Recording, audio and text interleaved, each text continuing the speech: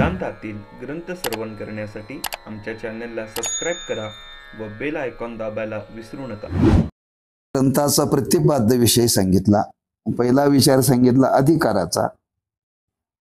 अधिकाराचा विचार झाल्यानंतर या ग्रंथाचा प्रतिपाद्य विषय काय त्याचं वर्णन केलं. त्यानंतर खरंच अधिकारी तुम्ही सांगितला, या ग्रंथाचा प्रतिपाद्य विषय सांगितला, पण आता याचं फल नेमकं काय, हे कशाकरता शिकायचं, हे ग्रंथ कशाकरता ऐकायचे, कशाकरता वाचायचे, ऐकून काय याचं फलपत्रामध्ये काय, पण त्या फलाचा विचार ग्रंथकर्त्यांनी सांगितलेला आहे. त्याला प्रयोजन म्हणतात. प्रयोजन आत्मस्वरूपाचे अज्ञान आणि त्या अज्ञानाचे कार्य जो प्रपंच तो जन्म मरणाआदी दुःखास कारण आहे, त्या दुःखासच अनर्थ म्हणतात. त्या संसार रूप दुःखाची अज्ञानासह वर्तमान निवृत्ती आणि परमानंद रूप जे ब्रह्म त्याची प्राप्ती, अशा स्वरूपाचा जो मोक्ष तो प्राप्त होणे, हे या ग्रंथाचे परम प्रयोजन म्हणजे फल आहे. आणि त्याचे साधन जे जीव ब्रह्मैक्य ज्ञान ते प्राप्त होणे या ग्रंथाचे अवांतर प्रयोजन आहे. सर्व दुःखाची निवृत्ती आणि परमानंदाची प्राप्ती ही जीवा मात्राला अपेक्षित आहे, म्हणून मोक्षासच परम प्रयोजन म्हटले. कारण जीव ब्रह्मैक्य ज्ञान सर्व दुःख निवृत्तीचे आणि परमानंद प्राप्तीचे साधन आहे. दुःख निवृत्ती रूप आणि सुखप्राप्ती रूप नाही. ज्ञानाच्या साधनाने मोक्षरूप परम प्रयोजनाची प्राप्ती होते, म्हणून मोक्ष हे परम प्रयोजन फल आणि ज्ञान हे त्याचे साधन म्हणून अवांतर प्रयोजन फल. त्या फलाचं वर्णन केलं, त्याला दुसरा शब्द आहे प्रयोजन. त्याच्यामध्ये दोन प्रकार केले, एक परम प्रयोजन आणि एक अवांतर प्रयोजन, दोन भाग त्याच्यामध्ये केले. अवांतर प्रयोजनाला महत्व दिलं नाही, परम प्रयोजनाला महत्व दिलं. प्रयोजन म्हणजे शब्दाचा प्रयोजन शब्द बऱ्याच ठिकाणी काय प्रयोजन आहे आज म्हणतात. काय प्रयोजन आहे, एक फल अर्थाने शब्द वापरला जातो. नाहीतर लोक विचारतात काय प्रयोजन आहे, काय निमित्ताने आहे विचारतात का. याचा अर्थ फलाची अपेक्षा आहे. प्रत्येकाला फलाची अपेक्षा आहे. आपण हे शिकावं, हे अध्ययन करावं, ठीक आहे, पण अध्ययन करून शिकून पत्रामध्ये काय फल मिळणार आहे म्हणून त्याचा पण विचार करून थोडासा गेलोय. फल असल्याशिवाय प्रवृत्ती होत नाही. फल असल्याशिवाय प्रवृत्ती होत नाही. एक महात्मा जप करत बसला होता. तिथे काम करणारा गडी आला. म्हणजे हे सतत जप करत बसताय, काय याचा उपयोग आहे म्हणाला, काय याचा फायदा म्हणाला. ते म्हणजे पुण्य मिळतंय. पुण्य पुण्य कशाचं घ्यायचं म्हणाला.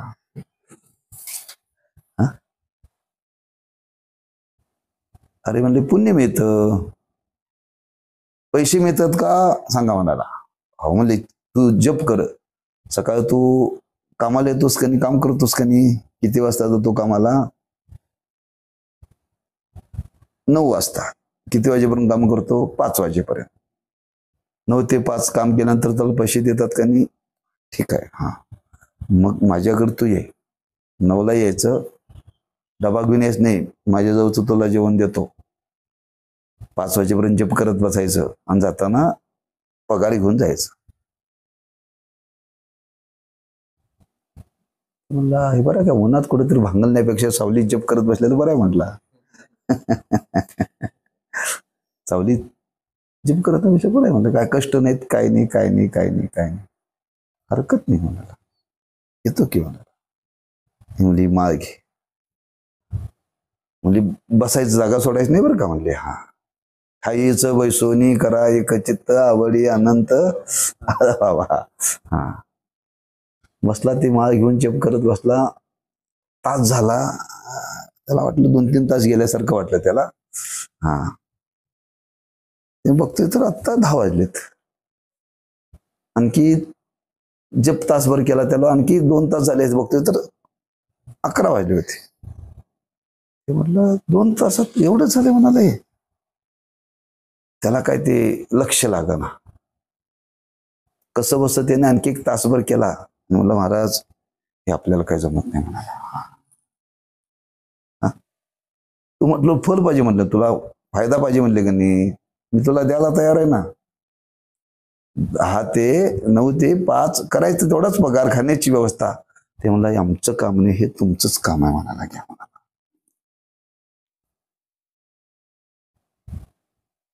मग त्याला फल पगार द्यायचा तरी ठरला, तरी तो प्रवृत्त झाला नाही. का प्रवृत्त झाला नाही?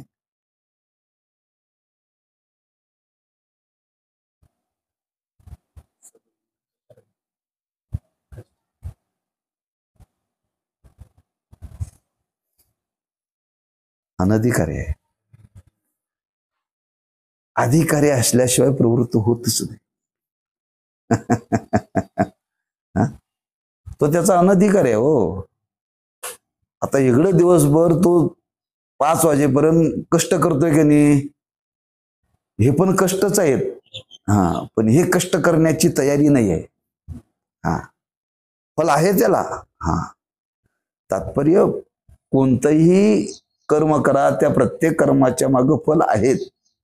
हा, पण शास्त्र सांगतं आज प्रत्येकाला फलाची अपेक्षा आहे, आणि ते फल असं आपल्याला प्राप्त व्हावं, असं फल प्राप्त व्हावं की आपल्या जीवनातलं कायमचं दुःख जावं, कायमचं दुःख जावं आणि कायमचं सुख प्राप्त व्हावं, असं प्रत्येकाला इच्छा आहे. मग तेच ग्रंथकर्ते सांगतात, तेच इथं फल आहे. सकल दुःखाची निवृत्ती आणि परमानंदाची प्राप्ती, हेच फल आहे त्याचं. आम्ही फक्त शब्द काय वापरतो, सगळं दुःख गेलं पाहिजे, सगळं दुःख गेलं पाहिजे, आणि असं सुख प्राप्त झालं पाहिजे, असं सुख प्राप्त झालं पाहिजे, त्या सुखाचा पुन्हा नाश नाही झाला पाहिजे. पण हे शब्द थोडे शास्त्रकारांनी त्या भाषेमध्ये वर्णन आहे. सकल दुःखाची निवृत्ती आणि परमानंदाची प्राप्ती, त्याच वर्णन करताना असं वर्णन केले की आमच्या तुमच्या जीवनामध्ये दुःख का वाटायला आलं? आत्मस्वरूपाचं अज्ञान. आत्मस्वरूपाचं अज्ञान, आणि त्या अज्ञानाचं कार्य म्हणजे हा संसार. अज्ञानाचं कार्य म्हणजे संसार किंवा प्रपंच. कोणता प्रपंच? दिसणारा नव. पुनरपी जननम पुनरपी मरणम, यह संसारे बहुदुस्तारे. हा, शंकराचार्यांनी वर्णन केलं. हा, आत्मस्वरूपाच्या अज्ञानामुळं, त्या अज्ञानातून तो निर्माण झाला म्हणून कार्य तो आमच्या तुमच्या पाठीशी लागलेला आहे. जन्म मरणरूपी दुःख, या दुःख आहे बरं का. आणि या दुःखालाच शास्त्रामध्ये अनर्थ म्हटलंय. काय म्हटलेलं आहे? अनर्थ. आणि असा अनर्थ आमच्या पाठीशी लागलेला आहे.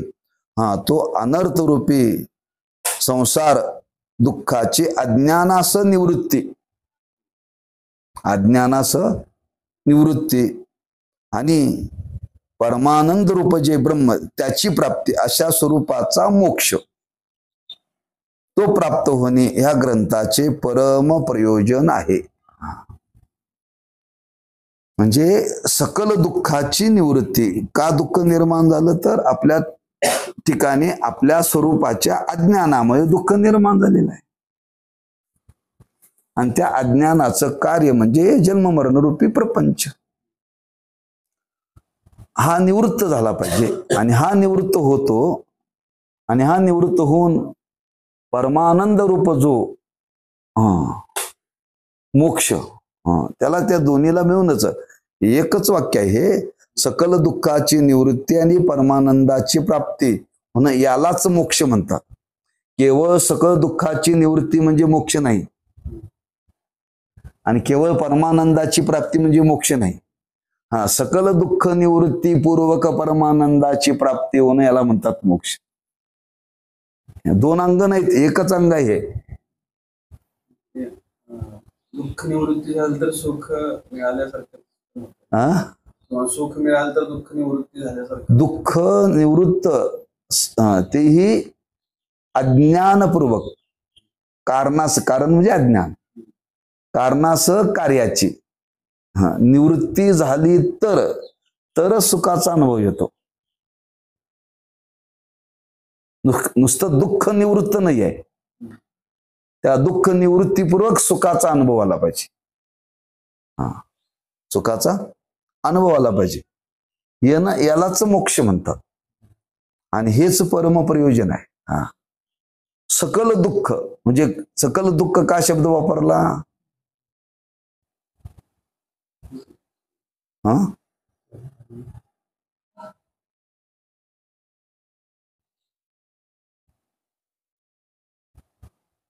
सकल दुःख शब्द का वापरला?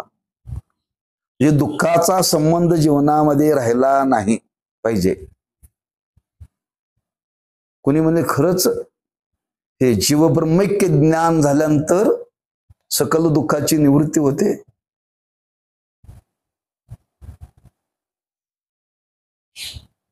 भूक लागली, काय लागली? भूक लागली. भूक लागल्यानंतर काय लागतं खायला? अन्न लागतं का ज्ञान लागतं? तुम्ही मला फार भूक लागली, भूक लागलेली, तर सांगितलं तासभर देवाचं चिंतन कर. ते म्हणजे पहिल्यांदा खायला द्या, मग मला देवाचं चिंतन बघू. आता भूक लागलेली, भूक निवृत्ती करता कशाची गरज आहे? अन्नाची गरज आहे. नाही जर भूक भागली नाही तर दुःखच आहे का नाही? दुःखच आहे का नाही? असे अनेक प्रकारचे दुःख आहेत आपल्या जीवनामध्ये. सकल दुःखाची निवृत्ती सांगितली इथं. सकल दुःखाची, सगळे दुःख निवृत्त होतात.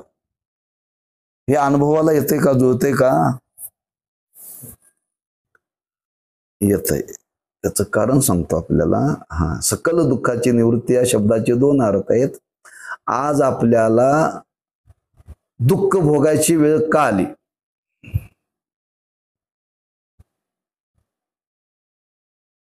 आत्मस्वरूपाचं अज्ञान. आत्मस्वरूपाच्या अज्ञानामुळे दुःख भोगण्याची वेळ आली. एकदा आत्मस्वरूपाचं अज्ञान निवृत्त झालं म्हणजे मी आत्मरूप आहे, मी देवरूप आहे, मी सच्चिदानंद रूप आहे, मी सुखरूप आहे, असं कळल्यानंतर आपल्याला भुकेची गरज आहे, झोपेची गरज आहे. भुकेची, तहानेची, झोपेची गरज कुणाला आहे? देहाचा संबंध आहे. देहाचा माझा काय संबंध आहे? मी देहापासून वेगळा आहे असं एकदा तुम्हाला कळालं, आणि देहाच्या संबंधाने जे होणारे ती दुःख तुम्हाला वाटणार नाहीत त्यावेळेला. हे कळाल्यानंतर एकदा आत्मस्वरूपाचं ज्ञान झालं, कारण ते नित्य आनंद रूप आहे, नित्य सुखरूप आहे.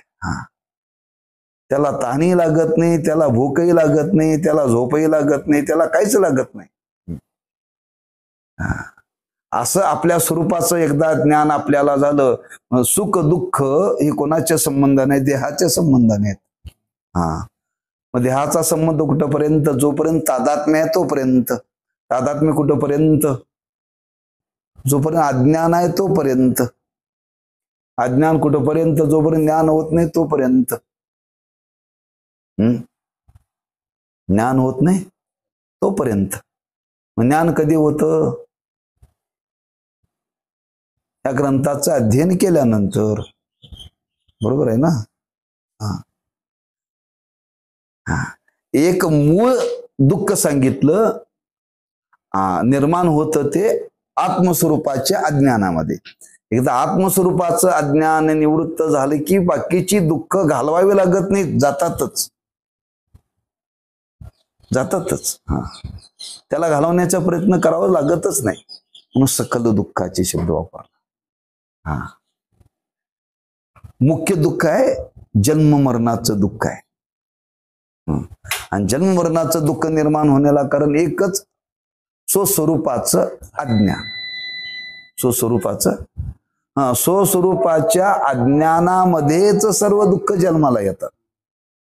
दुसरं कारण काही नाही, अज्ञानामध्येच बरं का. म्हणून सर्व दुःखाला कारण आत्मस्वरूपाचं अज्ञान.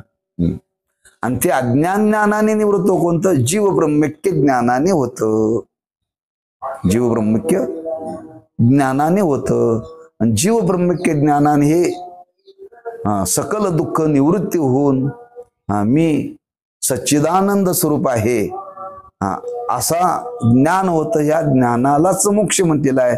हेच या ज्ञानाचं परम प्रयोजन आहे. आणि ब्रह्मज्ञान झाल्यानंतर अशा 4 गोष्टी लोकाला सांगता येतात. हे अवांतर प्रयोजन आहे. अवांतर प्रयोजन आहे. हे अवांतर आहे. पण मुख्य काय? मोक्ष प्राप्त होणं. जसं असे बरेच ठिकाणी वर्णन केले.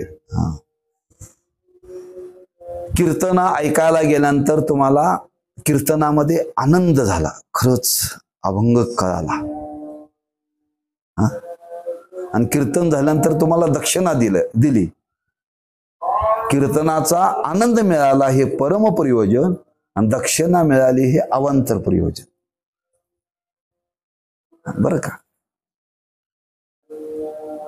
ज्ञानोबरांनी वर्णन केले, हरिमुखे म्हणा पुण्याची गणना कोण करी.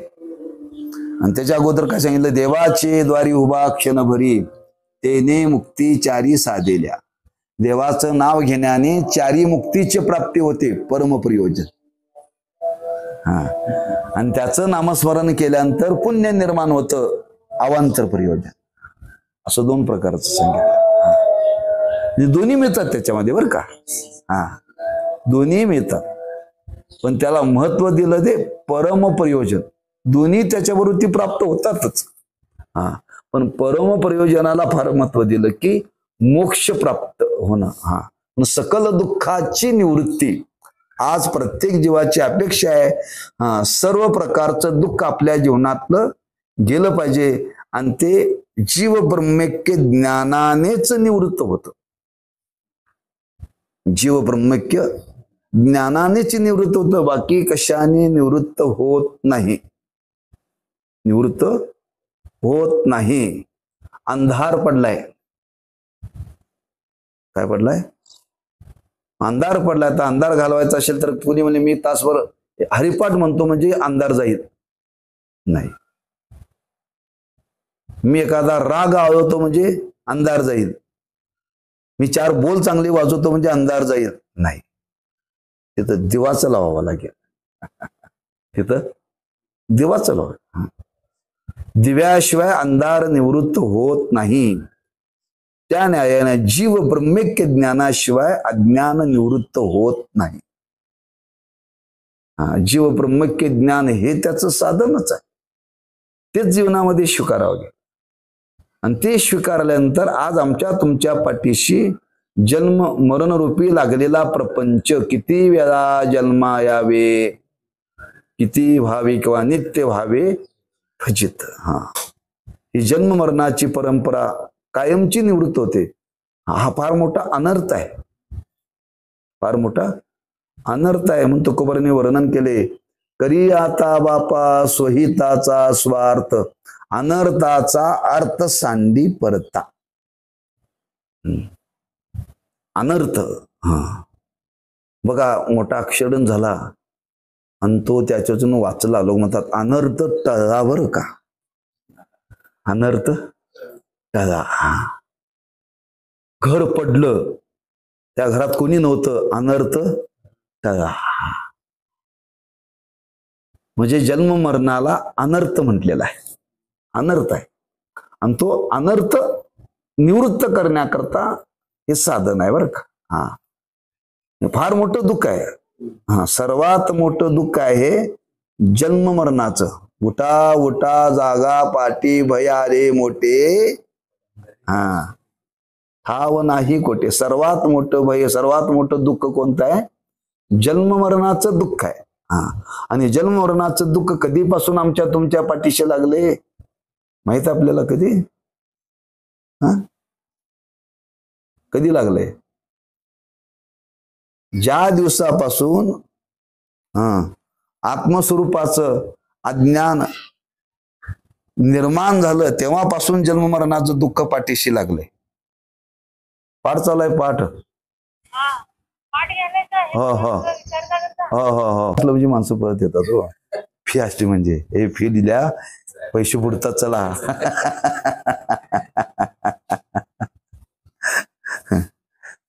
नाही, मी सकाळपासून प्रवासात अशामध्ये फोन केला नाही ना, मला तर वेळ कुठे आहे.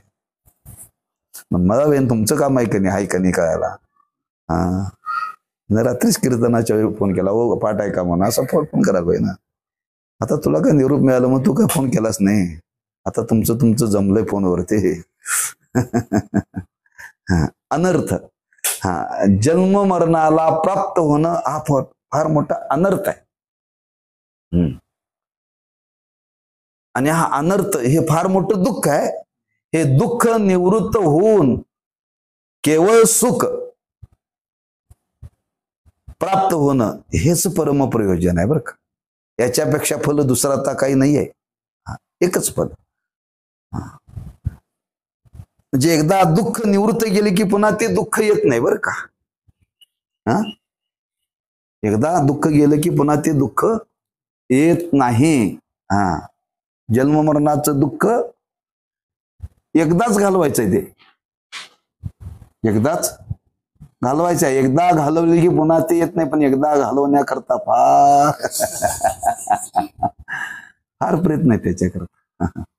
ते असं नाही ना, डोकं दुखालंय, गोळी खाल्ली की थांबतंय, पुन्हा 4 दिवस डोकं दुखत नाही, महिनाभर दुखत नाही, पुन्हा आणखी डोकं दुखत गेलं. म्हणून तिथं निवृत्ती सांगितली बरं का.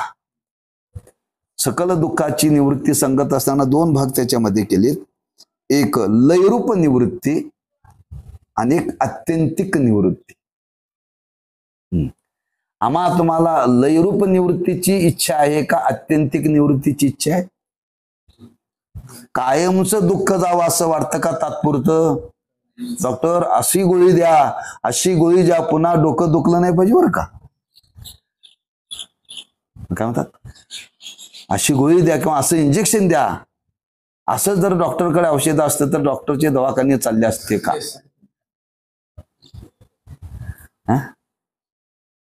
नाही ना. शरीरामध्ये जे निर्माण होणारं दुःख आहे ते लयरूप आहे. हो, ते औषध घेतं पुन्हा घ्यावं लागतं, ते पुन्हा घ्यावं लागतं. पण जन्म मरणाचं दुःख आहे ते एकदाच आपल्याला जीवब्रह्मैक्य ज्ञान झालं की त्या ज्ञानाने ते निवृत्त होतच, पुन्हा ते येतच नाही, पुन्हा ते प्राप्तच होत नाही, पुन्हा ते शिल्लकच राहत नाही. मग त्याला आत्यंतिक निवृत्ती सांगितलेली. आत्यंतिक निवृत्ती म्हणजे मुळासहित ते काढायचं आहे, मुळासहित काढायचं आहे. आपण ऊसामध्ये तुम्ही तण काढताय की नाही? ते तण काढलं की पुन्हा 4 दिवसांनी येते बरं का, पुन्हा येतंय, पुन्हा 4 दिवसांनी, 15 दिवसांनी, पुन्हा आणखी 15 दिवसांनी ते येतंयच का? मुळासहित काढलेलं नसतंय. आपण म्हणतोय मुळासहित काढले, पण त्याचं बीज आत खाली असतंयच, बीज खाली असतंयच. ते लवकर बीज निघत नाही. त्या तणनाशक मारतात, तणनाशक मारतात, ते मुळासहित मरतं का वरच्यावर मरतं?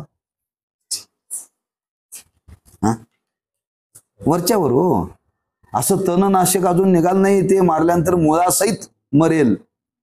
औषधाची दुकानच बंद पडतील.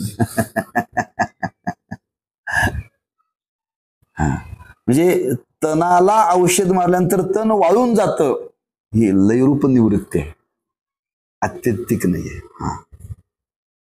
आपण झाड तोडलं, झाड तोडलं बुंद्यासहित, पुन्हा पावसाळ्यात त्याला पालवी फुटतेच. तोडलं म्हणजे लयरूप निवृत्ती काय. आणि तेच बुलडोजर लावून मुळासहित काढलं.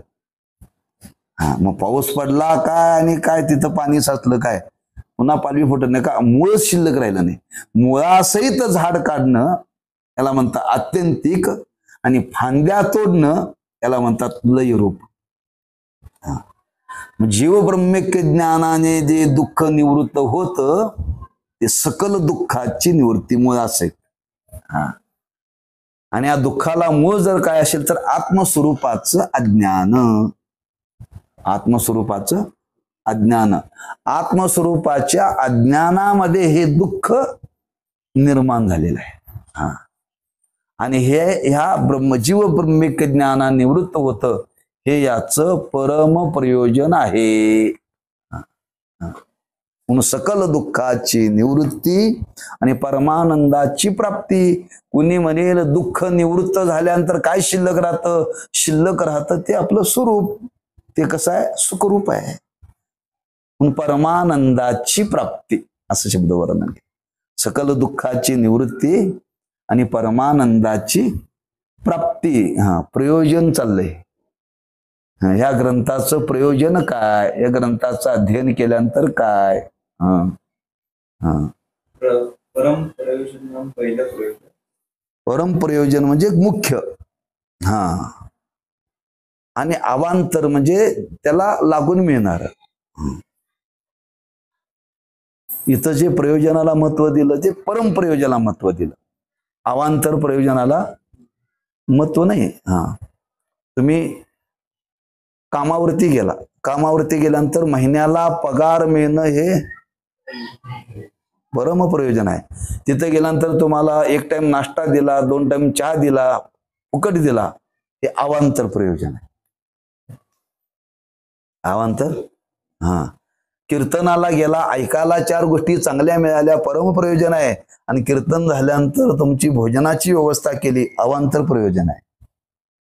का अवांतर प्रयोजन तुम्हाला ते घरात सुद्धा मिळू शकतं, पण परम प्रयोजन तुम्हाला घरात मिळू शकत नाही.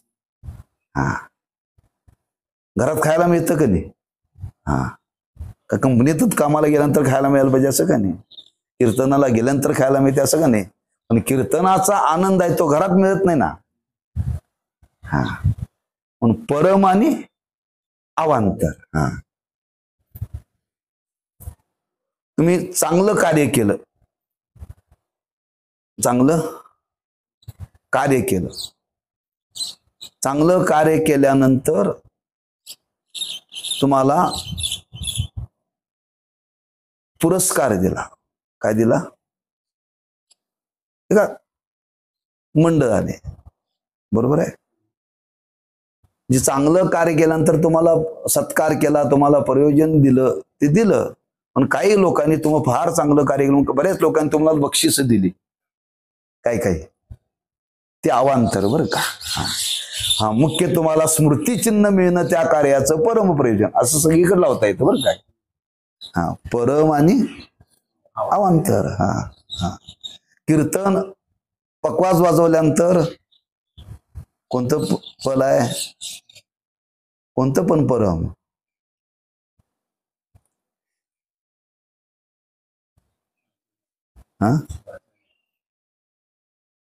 वाजवण्याचं बरोबर आहे की. त्या मृदंग कीर्तनात वाजवल्यामुळं लावणी मृदंग श्रुती टाळ घोष शेवू ब्रह्मरस आवडीने परम प्रयोजन. आणि चांगलं कीर्तन वाजवलं म्हणून जाता जाता पाकिट दिलं, हे अवांतर प्रयोजन. हे सगळीकडे जवळजवळ दोन्ही मिळून असतातच बरं का. दोन्ही मिळून असतात, पण अवांतर प्रयोजनाला महत्व नाही द्यायचं. प्रयोजन दिलं जातं ते परमप्रयोजन. तसं आमच्या तुमच्या पाठीशी जन्ममरणाचं दुःख लागलेलं आहे, त्याला अनर्थ म्हणतात.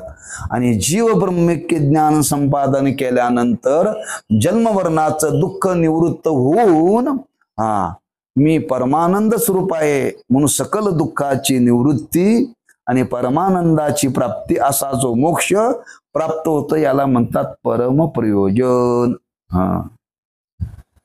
आणि मला ते ब्रह्मज्ञान झालं, आता 4 गोष्टी सांगता येतात, ते अवांतर प्रयोजन. असं अवांतर आणि परमप्रयोजनाचं वर्णन केलेलं आहे. म्हणजे कुणी म्हणेल कशा करताय सांगावं, अरे कशा, हे ऐकून काय फायदा, काय याचं फल काय, या ग्रंथाचं अध्ययन कशा करता करायचं. लोक म्हणतात ज्ञानेश्वरी वाचून काय मिळतं, काय प्रपंच चालणार आहे. ज्ञानोबरांनी वर्णन केले, श्रवणाचे मिशे वैसावे येवोनी साम्राज्य भुवनी सुखी नांदे. अरे तुम्ही ज्ञानेश्वरी जर श्रवण केली तर तुम्ही साम्राज्य काय ब्रह्म साम्राज्यावरती आरूढ व्हाल, म्हणजे ब्रह्मसुख तुम्हाला भोगायला मिळेल. हे अवांतर नव्हे, परमप्रयोजन आहे बरं का. म्हणजे याच्यातून मिळणारा जो भोगनिरपेक्ष आनंद आहे तो परमप्रयोजनाचा आहे. तसं हे ब्रह्मज्ञान संपादन करण्याने आज आमच्या तुमच्या पाठीशी लागलेलं हे जन्म मरण रूपी दुःख आहे. हे दुःख निवृत्त करण्याकरता हे शिकायचं आहे. लौकिकातलं याच्यातून तुम्हाला काय प्राप्त होणार नाही. आणि तुम्ही शिकला 4 गोष्टी चांगल्या बोलायला लागला, प्रवचन करायला लागला, लोक म्हणतात ते महाराज चांगले बोलतात, त्यांच्या तारखा घेत जा बरं का, हे अवांतर आहे. ग्रंथ शिकून प्रवचनकार होणं हे अवांतर, आणि ग्रंथ शिकून मुक्त होणं हे मुख्य प्रयोजन आहे. मग कशा करता शिकायचं, परमप्रयोजना करता. मग मी शिकून आलो, मला कोणी बोलवतच नाही, ह्यात दुःख म्हणायचं का. अरे ते अवांतर प्रयोजन आहे. तो शिकून आला, तो आता आपल्या महिमेत आनंदात राहतो ना, अरे हेच फल आहे त्याचं. कोणी बोलो अगर न बोलो, कोणी पाया पडो अगर न पडो, त्याच्याशी आपलं देणं घेणं नाही, ते अवांतर आहे. अवांतर ते सगळ्यांनाच मिळेल असं काही नाही. म्हणून आज माणसाची अपेक्षा की परमप्रयोजनापेक्षा अवांतर प्राप्त व्हावं असं वाटतंय. म्हणून हे ग्रंथ अध्ययन करण्याने आपल्याला जीव ब्रह्मैक्य ज्ञान प्राप्त होईल, आणि जीव ब्रह्मैक्य ज्ञानाने आमच्या तुमच्या पाठीशी लागलेली जन्म मरणाची अनर्थ परंपरा ती या साधनाने, या ज्ञानाने निवृत्त होईल. आणि निवृत्त झाल्यानंतर केवळ सुखाचा अनुभव येतो. मी परमानंद स्वरूप आहे. एकदा दुःख निघून गेलं, शिल्लक काय राहणार आहे, आनंद किंवा सुख. याच्याकरता सगळं आहे. केवळ आपण आनंदात राहावं, नेहमी आनंदात राहावं अशी इच्छा आहे का नाही. मग नेहमी आनंदात राहण्याकरता काय करावं लागेल, ज्ञान संपादन करावं लागेल. बाकी काही घडणार नाही. तुम्ही किती जरी पैसा मिळवला तरी तुम्ही नेहमी आनंदात राहू शकत नाही. किती तुमची प्रसिद्धी झाली तरी आनंदात राहू शकत नाही. ब्रह्मज्ञान जीवनामध्ये झालं ना, म्हणून तर तुकोबरांचा अभंग आहे, फार सुंदर आहे. ब्रह्मरस घेई काढा जेने पिडा वारेल. पिडा म्हणजे दुःख. कोणतं दुःख, जन्ममरणाचं दुःख. कशाने वाढेल, ब्रह्मरस घेई काढा. ब्रह्मरस घेई काढा. एक म्हणला माझं डोकं फार दुखते म्हणाला, मग नाही म्हणला चहा घेतलं की थांबते म्हणाला. चहा घेतलं की ते मला तुम्ही पण घेत जा म्हणलं, माझं कधी दुखतच नाही तर घ्यायचा संबंध येतील कुठे म्हणलं. ते म्हणजे मला जर चहाच्या वेळेला चहा नाही जर मिळाला ना, हळूहळू डोकं दुखायला सुरुवात होते म्हणे. हळूहळू डोकं दुखायला सुरुवात होते. एकदा तो 4चा चहा घेतला की डोकं दुखायचं थांबलं. तसं ब्रह्मरस म्हणजे ब्रह्मज्ञान. ब्रह्मज्ञान म्हणजे जीव ब्रह्मैक्य ज्ञान.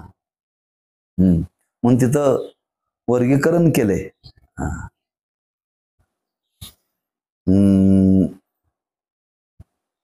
दुःखाच्या निवृत्तीचं बरं का,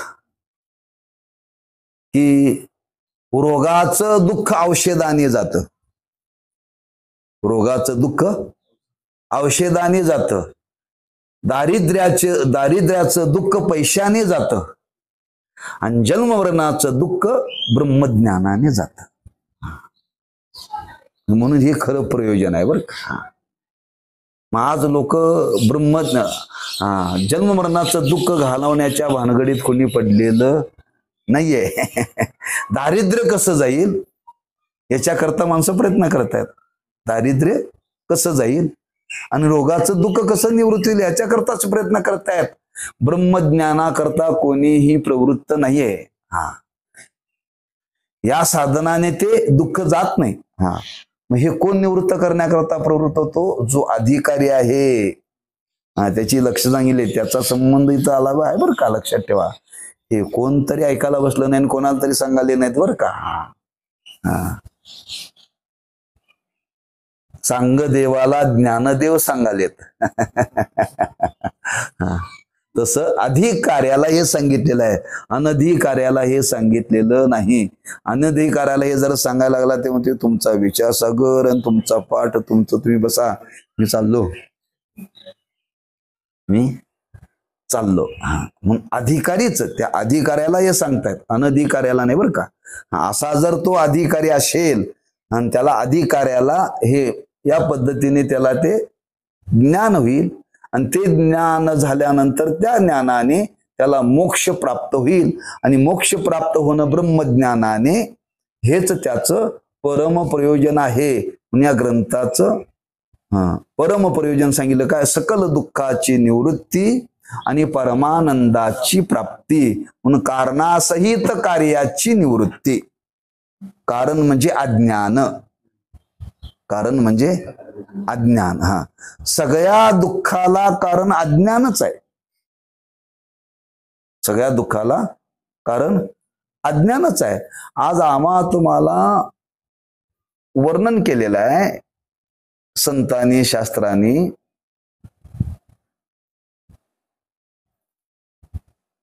विषयाच्या ठिकाणी सुख आहे आम्हाला तुम्हाला वाटतं.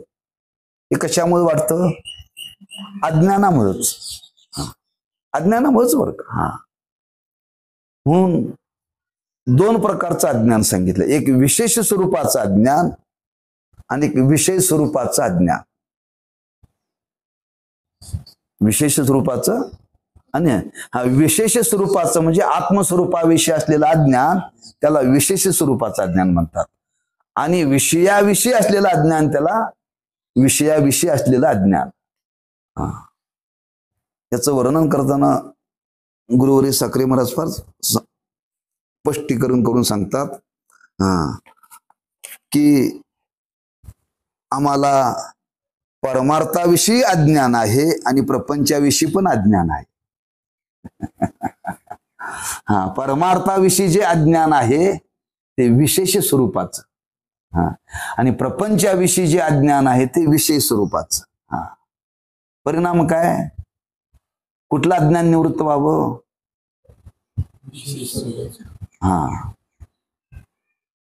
विशेष स्वरूपाचं अज्ञान निवृत्त झालं की विषयाविषयी अज्ञान निवृत्त होतच. म्हणून आपण चिंतन करून आलो असेल. आपण विषयाकडे आज धावतो कारण काय? विषयाविषयी अज्ञान आहे. विषयाविषयी अज्ञान आहे आणि आपण परमार्थाकडे येत नाही. काय येत नाही? विशेष स्वरूपाचं अज्ञान आहे. दोन्हीच अज्ञानच आहे. हे अज्ञान निवृत्त झालं पाहिजे. हे अज्ञान निवृत्त झालं की एकदा तुम्हाला विशेष स्वरूपाचं अज्ञान निवृत्त झालं की म्हणून वर्णन केले. आज माणसं विषयामध्ये का रमलेत? अज्ञानामुळे. त्या विषयाचं तुम्हाला जर ज्ञान झालं तर त्यात माणसं रमतील का? रमणार नाही. आणि एकदा विशेष स्वरूपाचं अज्ञान झालं, निवृत्त झालं, ज्ञान झालं, तर माणसं स्वरूपाच्या ठिकाणी रमतील. म्हणून ते अज्ञानच सर्व सुख दुःखाला कारण आहे. आणि त्या अज्ञानाची निवृत्ती ह्या जीव ब्रह्मैक्य ज्ञानाने होते. म्हणून सकल दुःखाची निवृत्ती आणि परमानंदाची प्राप्ती असा जो मोक्ष, तेच या ग्रंथाचं फल आहे. आणि ते फल या ग्रंथाचं अध्ययन केल्यानंतर आपल्याला प्राप्त होतो. ही जीव मात्राला अपेक्षित आहे. म्हणून मोक्षास परमप्रयोजन म्हटले आहे. कारण जीव ब्रह्मैक्य ज्ञान सर्व दुःख निवृत्तीचे आणि परमानंद प्राप्तीचे साधन आहे. दुःख निवृत्ती रूप आणि सुख प्राप्ती रूप नाही. ज्ञानाच्या साधनाने मोक्ष रूप परमप्रयोजनाची प्राप्ती होते. म्हणून मोक्ष हे परमप्रयोजन आणि ज्ञान हे त्याचे साधन म्हणून अवांतर प्रयोजन आहे. बर का? म्हणून आपल्याला मोक्ष हाच या अध्ययनातून, या शास्त्रातून अध्ययन करून तो आपल्याला मिळवायचा आहे. आणि तो मिळवण्याकरता या ग्रंथाचं अध्ययन आपल्याला करावं लागेल. या हेतूने त्या फलाचं वर्णन केलेलं आहे. आणि हे फलच अधिकार्याला अपेक्षित आहे. अधिकारी आहे त्यालाच हे फल प्राप्त होतं. म्हणून पुढं सांगावं लागलं त्या अधिकार्याचा आणि फलाचा काय संबंध आहे. पुढं संबंध विचाराला. अधिकारी नसेल तर फल मिळणार नाही. म्हणून तो एक विचार सांगितला. संबंधाचा एक विचार करू. करूया ना. पुढे वर्णन करता संबंध वर्णन. बरं का? अधिकारी, विषय आणि प्रयोजन या तिन्हीचे स्वरूप लक्षात आले म्हणजे संबंध कळणे कठीण नाही. बरं का? अधिकारी कोण, या ग्रंथाचा प्रतिपाद्य विषय काय आणि याचं प्रयोजन काय, ह्या तीन गोष्टी आपल्याला कळाल्या की संबंध तुमच्या लक्षात येईल. ते काय फार अवघड नाही. असं वर्णन केले की अधिकारी हा मोक्ष रूप फलाची इच्छा करतो. म्हणून अधिकारी आणि फल या दोहीमध्ये प्राप्य प्रापक भाव संबंध घडतो. काय वर्णन केले? अधिकारी आणि फल, अधिकारी आणि फल, अधिकाराचा आणि फलाचा संबंध आहे. दोघांचा संबंध आहे. कोणता संबंध आहे? प्राप्य प्रापक. एक प्राप्य आणि एक प्रापक. प्रापक कोण? अधिकारी. आणि प्राप्य काय? फल, मोक्ष. जो प्राप्त करणारा त्याला प्रापक म्हटलंय आणि त्याला प्राप्त होणार जे मोक्ष त्याला प्राप्य म्हटलंय. म्हणून प्राप्य प्रापक भाव कोणाचा संबंध आहे? फलाचा आणि अधिकार्याचा. लक्षात ठेवा बरं का? काही जोड्या केल्यात संबंधाच्या. प्राप्य प्रापक भाव. प्रापक कोण? अधिकारी. प्राप्य काय? फल. अधिकारी आणि फल यांचा प्राप्य प्रापक भाव संबंध.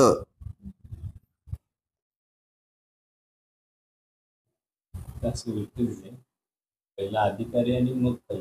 मग बरोबर आहे की? तसं आहे की? प्राप्ती म्हणजे अधिकारी, फल. प्राप्ती म्हणजे फल. हो, प्राप्ती म्हणजे अधिकारी. अधिकारी. मग बरोबर आहे. म्हणून अधिकारी आणि फल या दोहीमध्ये प्राप्य प्रापक भाव संबंध घडतो. फल आणि अधिकारी असं बरोबर. ते फल ते लिहिण्यात फरक. पण आपल्याला त्यातलं तत्व समजून. प्रापक कोण म्हणजे मिळवणारा कोण? अधिकारी. आणि मिळणार काय? हे लक्षात येते की फार डोक्याला ताण द्यायची गरज नाही. हो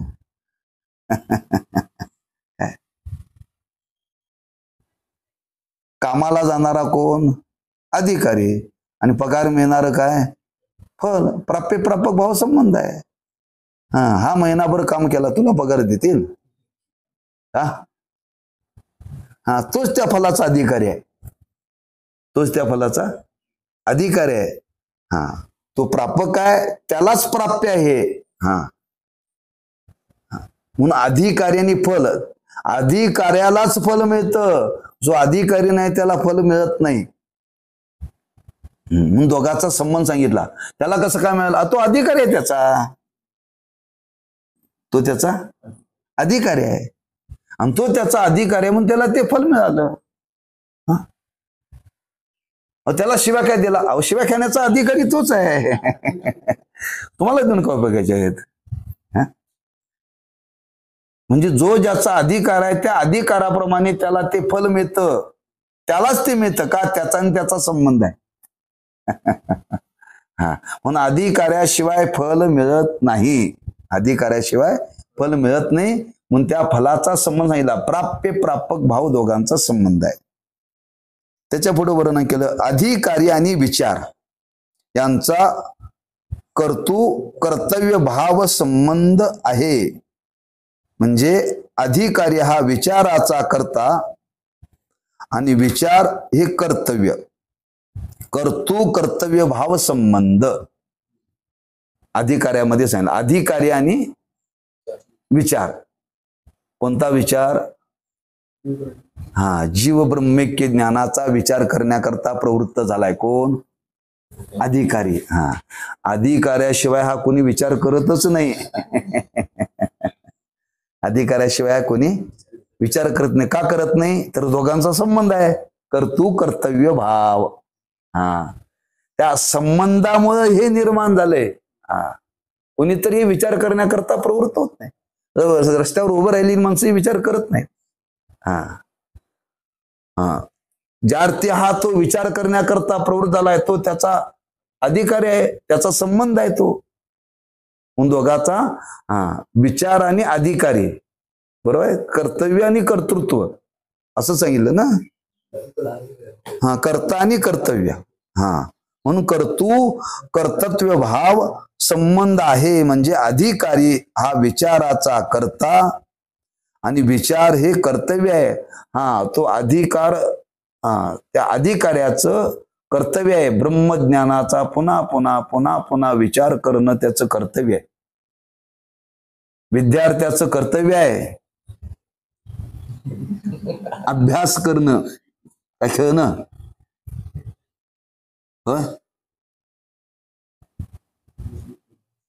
खेळणं हे कर्तव्य आहे का अभ्यास करणं हे कर्तव्य आहे? हा हा, विद्यार्थ्याचा आणि त्या अभ्यासाचा संबंध आहे का नाही? हा, उगच पोतं भरून त्याला पुस्तक देतात, शाळेत उगच देतात. आम्हाला का देत नाहीत? भांगला जाणाऱ्या माणसाला का देत नाहीत? त्याचा संबंधच नाही ना. ते का कृपाला काय तिथं काय पाडी पाठवायचे? म्हणून विद्यार्थ्याचा आणि त्या अभ्यासाचा संबंध आहे. हा, कर्तव्य त्याचं विचार करणं, अभ्यास करणं. हा, अभ्यास करणं त्याचं कर्तव्य आहे आणि तो त्याचा कर्ता आहे. हा, कर्ता आणि कर्तव्य या दोघांच्या संबंधाला कर्तव्य भाव संबंध हा कोणामध्ये आहे? अधिकाऱ्यामध्ये आहे, बरं का. हा, अधिकाऱ्यामध्ये हा संबंध आहे. त्याच्या पुढे संबंध सांगितला. तसेच ग्रंथाचा व विषयाचा प्रतिपाद्य प्रतिपादक भाव संबंध आहे. ग्रंथाचा आणि विषयाचा. हा, आता या ग्रंथाचा विषय काय? जीव ब्रह्मैक्य. हा, प्रतिपाद्य. प्रतिपाद्य म्हणजे त्याच्यामध्ये वर्णन काय केलं? जो प्रतिपादन करणारा तो ग्रंथ आणि प्रतिपाद्य केलं जाता तो विषय. हा, प्रतिपादन करणारा ग्रंथ आणि जे वर्णन केलं जातं प्रतिपाद्य तो विषय. हा, ग्रंथाचा आणि विषयाचा प्रतिपाद्य प्रतिपादक भाव संबंध आहे. या ग्रंथकर्त्याने या विषयाचं प्रतिपादन केलं. सेवेला घेतलेल्या अभंगातून तुकोबराय प्रतिपादन करतात. सेवेला घेतलेल्या ओवीतून ज्ञानोबराय प्रतिपादन करतात. हा, प्रतिपादन करणं, हा, तो त्या ग्रंथाचा संबंध आणि त्याचं विषयाचं वर्णन करणं ते प्रतिपाद्य. प्रतिपाद्य प्रतिपादक कोणाचा संबंध आहे? ग्रंथाचा आणि विषयाचा. त्या ग्रंथकर्त्याने हा जीवब्रह्मैक्य विषय का सांगितला व त्यांचा तो संबंधाचा आहे. प्रतिपादन करणं हा त्यांचा तो विषयच आहे. बरोबर आहे ना? लोक म्हणतात तो ते महाराज रोज भजन करतात. अहो त्यांचा तो धंदाच आहे, त्यांचा तो विषयच आहे, त्यांचा तो विषयच आहे. हा तसं त्या ग्रंथाचा जीवब्रह्मैक्य ज्ञान सांगणं त्याचा तो विषयच आहे त्यांचा. मग इतर ग्रंथ का सांगत नाहीत? त्यांचा तो विषय नाही आहे, त्यांचा तो विषय नाही आहे. ह्या ग्रंथाचा विषय हाच आहे, जीवब्रह्मैक्य ज्ञान सांगणं, प्रतिपादन करणं.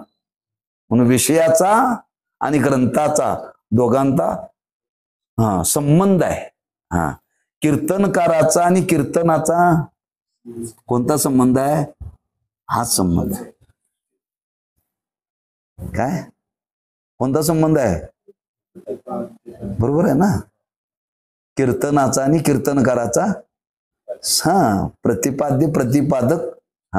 प्रतिपादन करणं म्हणजे कीर्तनकार, आणि जे विषय त्याच्यामध्ये सांगितला जातो ते प्रतिपाद्य. एकदा तुम्हाला हे कळाले मग ते कुठे लावता येत आहे. कळवून घेतलं पाहिजे बरं का. कळवून घेण्याकरता तरी अवधान एकले दिजे. अवधान एकले दिजे.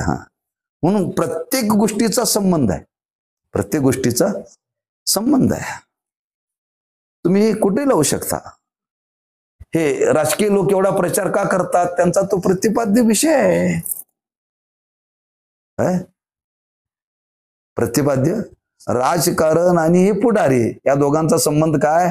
प्रतिपाद्य प्रतिपादक. प्रतिपाद्य प्रतिपादक. ह्याच लोकांनी त्या राजकारणाचं वर्णन करावं का त्यांचा तो प्रतिपाद्य विषयच आहे. एखादा कीर्तनकार जर त्या राजकारणाचे कीर्तन सांगायला लागला तर त्याला शोभत नाही. त्यांनी सांगितलं ते शोभतंय का त्यांचा तो विषयच आहे, त्यांचा तो. पण एखादा आमदार जर काही त्या सभेमध्ये उपदेश करायला लागला कीर्तनातलं तर चालेल का? तो त्याचा विषय नाही, त्याचा तो विषय नाही बरं का. म्हणून आमदाराने कीर्तनातलं सांगू नये आणि कीर्तनकाराने राजकारणातलं सांगू नये का? तो त्याचा विषय नाही. संबंध आहे आणि तो संबंध सोडून जर बोलायला लागला तर मग लोक नावं ठेवतात बरं का. लोक म्हणतात यांचा विषय नाही आणि बोलायला नको तो बरं का. बरोबर आहे की नाही? म्हणून संबंध सांगितला. एकदा हे संबंध लक्षात, सगळे संबंध तुम्हाला व्यवहारात लावता येतात बरं का. म्हणून प्रतिपाद्य प्रतिपादक भाव संबंध आहे. त्यात ग्रंथ हा प्रतिपादक असून विषय प्रतिपाद्य आहे. तसेच ग्रंथाचा व जीवब्रह्मैक्य ज्ञानाचा जन्य जनक भाव संबंध आहे. ग्रंथाचा आणि जीवब्रह्मैक्य ज्ञानाचा जन्य जनक भाव संबंध आहे. म्हणजे विचारद्वारा ग्रंथ ज्ञानाचा जनक आहे आणि उत्पन्न करत्या जनक म्हणतात बरं का. ग्रंथ हा जनक आणि त्याच्यापासून निर्माण झालेलं ज्ञान जन्य जनक. आई बाप हे जनक आहे आणि मुलगा हा जन्य आहे. जन्य जनक भाव बरं का.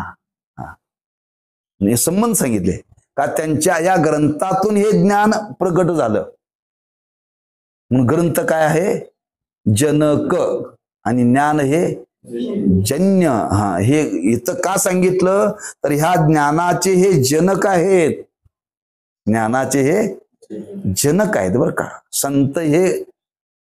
संत आणि ज्ञान यांचा संबंध काय आहे? जन्य जनकच भाव आहे. कारण संतांच्यामुळं ते ज्ञान प्रकट झालं, संतांच्यामुळे ते ज्ञान प्रकट झालं. म्हणून ज्ञानाचे जनक संत आहेत आणि त्यांच्यापासून ते ज्ञान जन्माला आलं, उत्पन्न झालं म्हणून जन्य, जन्य जनक भाव. म्हणून या आम्हा तुम्हाला हे ब्रह्मज्ञान ऐकायला मिळालं. कुठून मिळालं? या ग्रंथातून. म्हणून हा ग्रंथ जनक आहे आणि त्याच्यातून निर्माण झालेलं ज्ञान जन्य आहे. म्हणून जन्य जनक भाव संबंध आहे. म्हणून विचारद्वारा ग्रंथ ज्ञानाचा जनक आहे.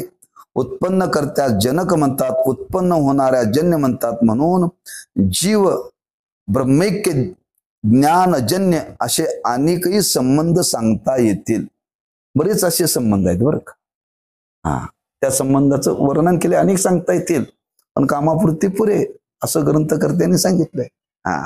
एक अधिकारी आणि फल याचा एक संबंध सांगितला, अधिकारी आणि विचार याचा एक संबंध सांगितला, ग्रंथ आणि विषय याचा संबंध सांगितला, आणि ग्रंथ आणि ज्ञान याचा संबंध सांगितला. किती संबंध सांगितले?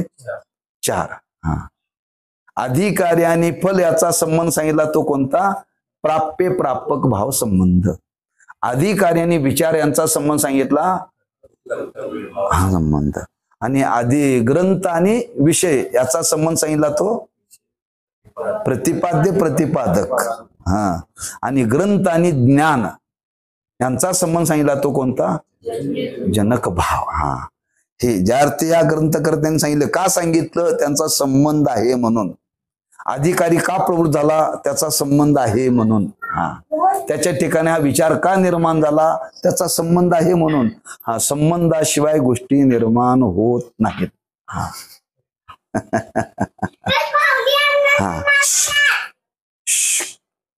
तुमचा त्यांचा संबंध काय? लोक विचारतात का नाही? संबंध असल्याशिवाय माणसं एकत्र येत नाहीत.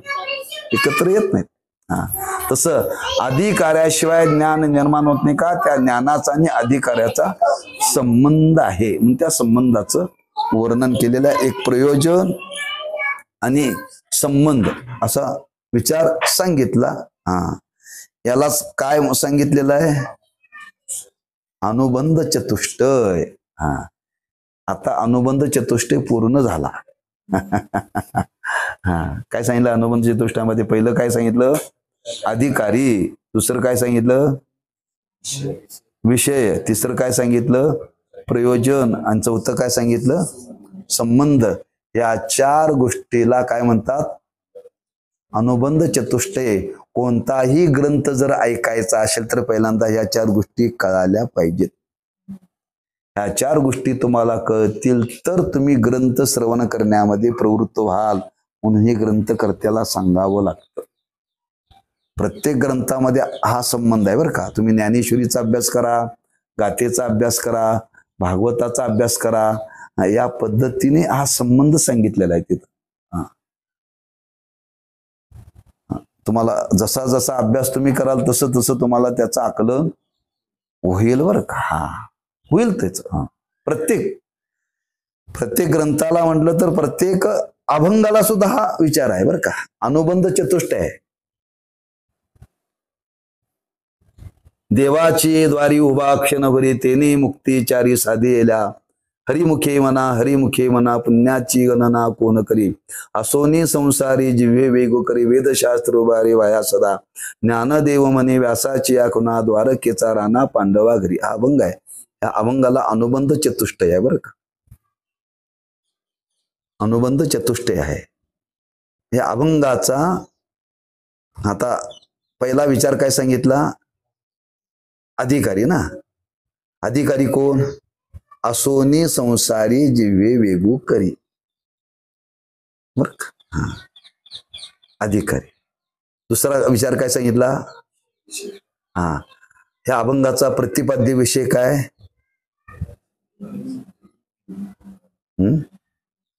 हरिमुखे म्हणा. नाम भक्ती संज्ञा या ग्रंथाचा प्रतिपाद्य विषय. पुढं काय सांगितलं? प्रयोजन काय? तेने मुक्ती 4 साधेल्या. संबंध काय? त्या अधिकाऱ्याचा आणि फल्याचा संबंध आहे. बरोबर आहे ना. असं प्रत्येकाला अनुबंध चतुष्टय आहे बरं का. कोणताही अभंग घ्या, समचरण दृष्टी विटे वरी साजरी कोणता अभंग घेतला. आता ते कोणी शिकलेलंच नाही शास्त्र. अनुबंध म्हणजे त्याला काय माहितीच नाही. तो फक्त बंद सांगतोय माझा आणि कीर्तनाचा. कारण त्याचा अनुबंध चतुष्टय कळाला की त्याच्यात प्रवृत्ती होते. म्हणून या ग्रंथाचा अनुबंध चतुष्टय सांगण्याकरता हा 4 गोष्टी सांगितल्या बरं का. आणि ह्या कळाले की माणसाची निसंदेह प्रवृत्ती याच्यामध्ये होते. खरंच एवढं ज्या अर्थी सांगितले त्या अर्थी आपण हे स्वीकारलं पाहिजे बरं का. याचा अंगीकार केला पाहिजे. हे काहीतरी नाही, हे एऱ्या गबाळाचं काम नाही. एऱ्या गबाळाचं काम नाही. काहीतरी सांगायचं म्हणून सांगितलेलं नाही. हे विचारपूर्वक सांगितलेलं आहे. ते मान्यच करावं लागेल. हे मान्यच करावं लागेल. आणि एकदा विचाराने पटलं ना मग तुकोबाराय म्हणतात शहाणा तो धनी. तो शहाणा हा अधिकारी त्याला पटलं. आता बरं का असा अधिकारी ज्याला पटलं त्याला शहाणा म्हणावं. गाव ज्याला शहाणा म्हणतं त्याला शहाणा म्हणू नये. बर का. अनिक नये माझ्या मना हो का पंडित शहाणा. ह्या अनुबंध चतुष्टयाचा विचार मांडलेला